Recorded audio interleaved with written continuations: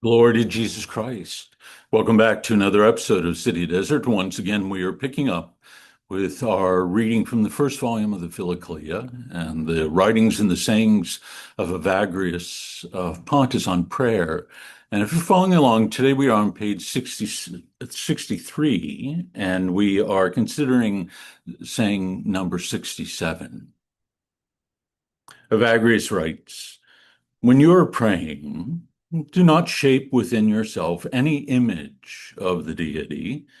and do not let your intellect be stamped with the impress of any form, but approach the immaterial in an immaterial manner, and then you will understand. For those within the West, I think in particular, who I think often will focus upon prayer and make use of imagination ideas. The writings of the Eastern Fathers can be something of an enigma, uh, that it is hard to understand, especially when many of the saints talk about engaging in a form of Lectio Divina meditation that explicitly holds forward using images, the imagination, and various thoughts in order to increase one's fervor and desire for God. And I have certainly nothing to say against this. So it bears great fruit. But I think one of the things that the Eastern Fathers understood and understood very clearly, as well as the great Western mystics understood with great clarity, that intellect, reason, or imagination, no matter how profoundly it has been formed, is always going to be finite, is never going to be able to not only capture, but experience the reality as God is.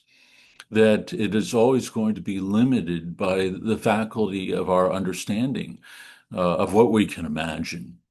And so it might be deep and beautiful, but it is always going to be limited. And so Evagrius tells us explicitly to engage in a non-discursive kind of prayer, hold no image of the deity in one's mind, and do not let our mind, our intellect, or nous be impressed by any form, uh, but approach the immaterial in an immaterial manner, and then you will understand this non-discursive prayer of stilling the mind and the heart, the reason, the intellect, the imagination, of not focusing upon, again, the senses in any way, but rather being watchful and guarding them so that the mind might come to know a deep simplicity, that we might move from the multiplicity of thought to simplicity and simplicity of desire for God. And so to allow ourselves through prayer and through silence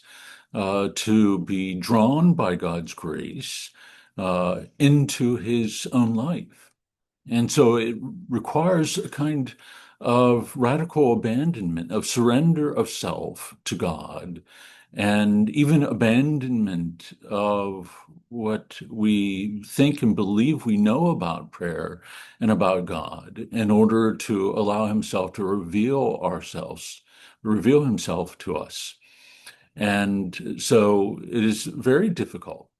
when we have been formed in a culture that dissects reality, that is, that pulls it apart in order to understand it more clearly, to abandon that, and to realize that we are engaged with the infinite God, infinite love, the living God, the creator of all that there is, to abandon ourselves to his grace and his will to reveal to the heart what he desires and what is for our sanctification. Evagrius tells us it's only when one does this that one begins to understand with clarity, and does it over a course of a longer period of time, the more that one remains in one's cell, that is one's heart, and the more that one guards one's intellect, that is the eye of the heart, the nous,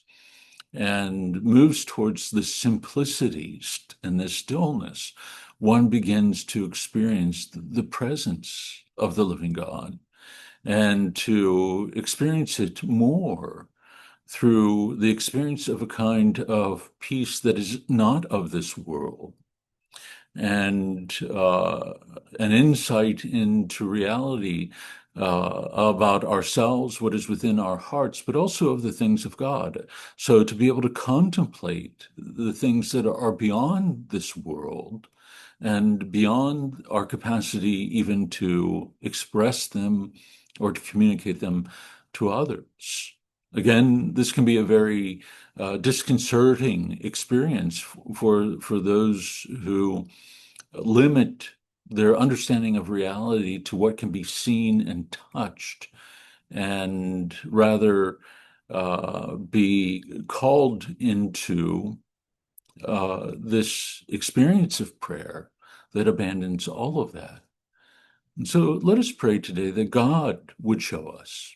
that by his grace, he would still the mind and the heart, that he would allow us to abandon ourselves, our thoughts, our understanding